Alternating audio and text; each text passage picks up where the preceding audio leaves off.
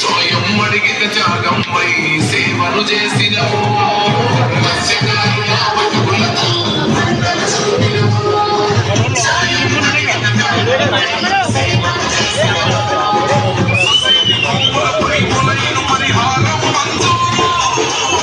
విజయశలకం దిద్దండి మా శైలరా గొల్లపల్లి అశోక్ గారు మరి మీ ఇంటికి ఓటర్ చిత్రించడానికి వస్తున్నారు. ఎంతో ఉత్సాహంగా ఉల్లాసం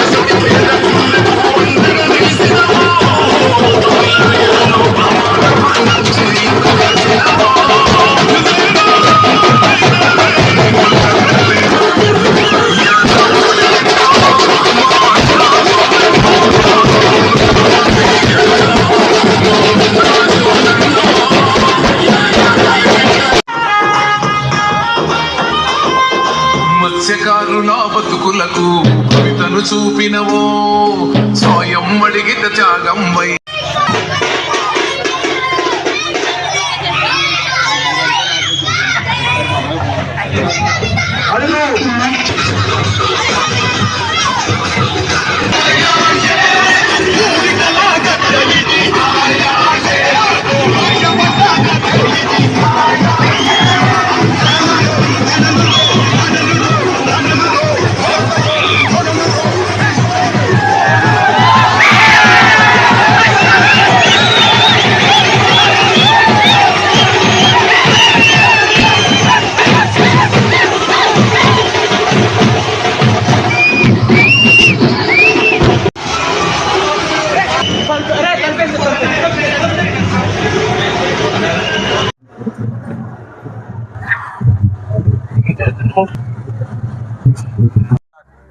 ఈరోజు మన Parampeta, new Rajiv Nagar, దర్యాలతిప్ప, Udayakrishna colony, fishermen పేట అన్ని కూడా పూర్తిగా ప్రజలందరూ కూడా మమ్మల్ని స్వాగతిస్తున్నారండి. ప్రతి చోట కూడా ఈరోజు ఎంత ఆశ్చర్యంగా ఉందంటే పరంపేటలో కానీ, న్యూ రాజీవ్ నగర్ లో కానీ ఎలా అంటే ఆఖరికి మల్లాకృష్ణారావు గారు ఓట్లు కూడా మాకే వేస్తామని చెప్తుంటే చాలా ఆశ్చర్యంగా ఉంది. ఎప్పుడు యానంలో ఇంత స్వాతంత్రం కానీ, స్వేచ్ఛ కానీ ఎప్పుడు రాలేదు.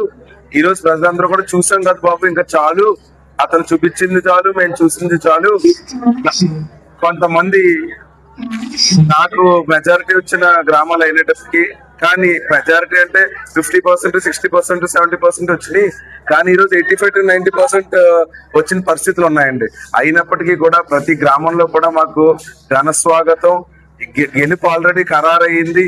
గెలుపుకి ఎంత త్వరలో ఇంకా ఈ 5 రోజులు పూర్తయి 9వ తారీఖుని మళ్ళీ 10వ తారీఖు నుంచి యానం ప్రజలందరికీ కూడా స్వేచ్ఛా స్వాతంత్రాలు వస్తాయి అని ప్రజలందరూ కూడా ఎదురు చూస్తున్నారు. ప్రతి ఒక్క తల్లి చెల్లి అక్క కూడా కంట్లో నీళ్లు పట్టుకుంటున్నాయి. ఏంటంటే 30 సంవత్సరాలు ఇంత ఇబ్బందులతోనే ఇంత కష్టాలతోనే గడిపేసామా, ఆఖరికి ఈ రోజు మంచి జరుగుద్ది బాబు ప్రతి ఒక్కరికి అంటే నా నోటి నుంచి కూడా ఏ అద్భుతాలు చేసేస్తానని చెప్పకుండా కూడా వాళ్ళు నువ్వే అవుతావు బాబు, నువ్వు వెళ్ళిపోవని చెప్తున్నారు. కేవలం ఇంతలా ఆశీర్వదించిన ప్రతి ఒక్కరికి కూడా పేరు పేరున హృదయపూర్వక నమస్కారాలు. ఈరోజు ఈ పేటిఎం బ్యాచ్లు తయారని కొత్తగా ఎక్కడికి వెళ్ళినా ఏంటి అంటే పైన వీడియోలు పెట్టుకుని కొంతమంది ఆవేశపడిపోతున్నారు. ఈ ఆవేశాలు ఏంటి అంటే ఒకటే డైలాగు ఒకటే స్క్రిప్ట్, వీడియో తీస్తే 20,000 అంట, అప్పగిస్తే మళ్ళీ ఇంకో వీడియో ఇస్తే దానికి 30,000 అంట. సో ఇటువంటి దానికి కుర్రోళ్ళందరినీ రెచ్చగొట్టడం కేవలం ఇలాంటి ఏంటంటే 1% ఒకరు ఇలా చేసినందుకు మాత్రం మాకు నష్టమేం జరగదు. ఎందుకంటే ప్రజలు గుండెల్లో స్థానం సంపాదించుకున్నామని చెప్పి ప్రతి క్యాన్వర్సింగ్ లో కూడా అర్థమవుతుంది. కాబట్టి ప్రతి ఒక్కరు కూడా మాకు దినేష్ కానీ నాకు కానీ యువత కానీ మహిళలు కానీ పెద్దవాళ్ళు కానీ ప్రతి ఒక్కరు కూడా వాళ్ళ గుండెల్లో పెట్టుకుని ఈ బాధని 9వ తారీఖున హస్తం బటన్ కూడా ఇరిగిపోయే పరిస్థితి వస్తుంది. అది మాత్రం యానం ప్రజలు గుర్తుపెట్టుకోవాలి. దీనికి మటుకు ఈ రోజు చాలా కూడా ప్రజలు, నేను అప్పుడే కూడా చెప్పాను పాత్రికేయ మిత్రులకు కానీ ప్రతి ఒక్కరికి కూడా, నిశ్శబ్ద యుద్ధం అంటే ఎలా ఉంటుందో కూడా చూస్తారు. ప్రజలు స్వేచ్ఛా స్వాతంత్రాల కోసం ఏం చేసావు ఏం చేయలేదు అని కాదు, నిజమైన స్వేచ్ఛ స్వాతంత్రంతో అన్ని పొందుతాం అనే ధైర్యాన్ని కొడగొట్టుకుని ఈరోజు ఏప్రిల్ 9వ తారీఖున హస్తం గుర్తుకు ఓటేసి మే 4వ తారీఖున దాని రిజల్ట్ ఎలా ఉంటదంటే ఓటేసిన వ్యక్తి అవనివ్వండి, భయపడిన వ్యక్తి అవనివ్వండి, ప్రతి ఒక్కరు కూడా రోడ్డెక్కి ఆ విజయాన్ని ఎలా చూపిస్తారో కూడా మే 4వ తారీఖు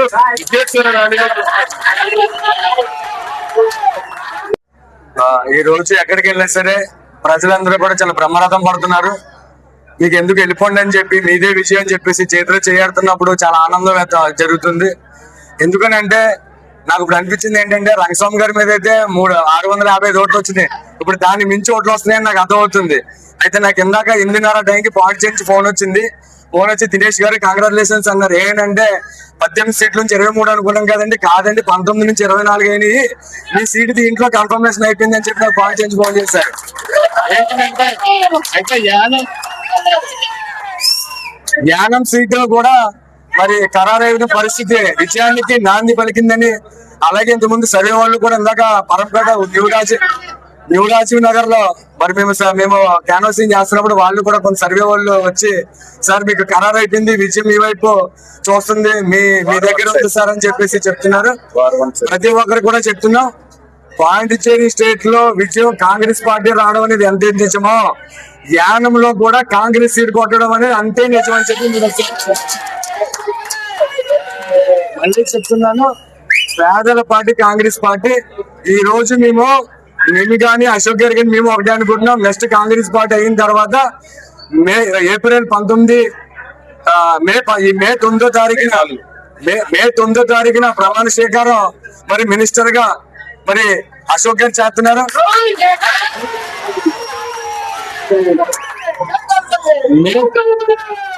మే 9 మినిస్టర్ అయిన తర్వాత మా యొక్క యానంలో ఉన్న ఏంటంటే ఫస్ట్ యువతకి ఉపాధి కల్పించాలి, రెసిడెన్సీ ఫ్యాక్టరీ ఓపెన్ చేయాలి, కొత్త పరిశ్రమలు తీసుకురావాలని ఒక ఉద్దేశం.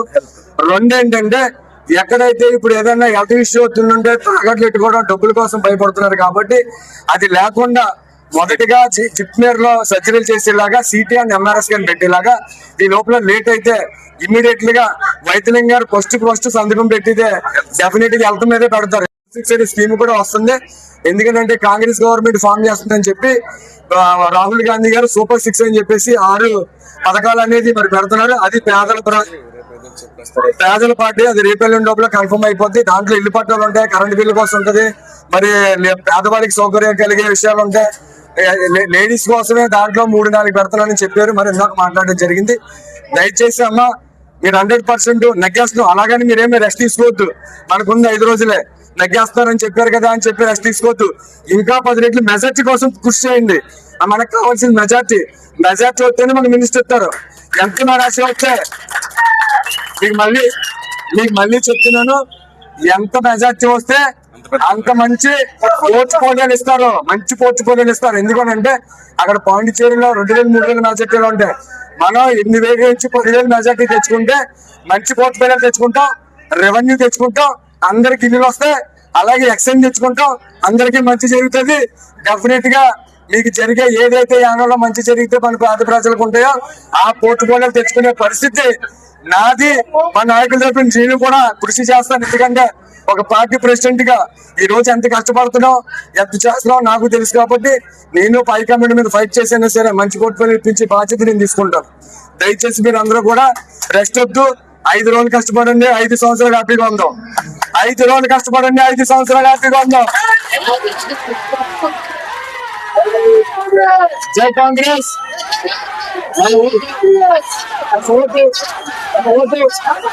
కాంగ్రెస్ నెంబర్ 1. Ballot number 1.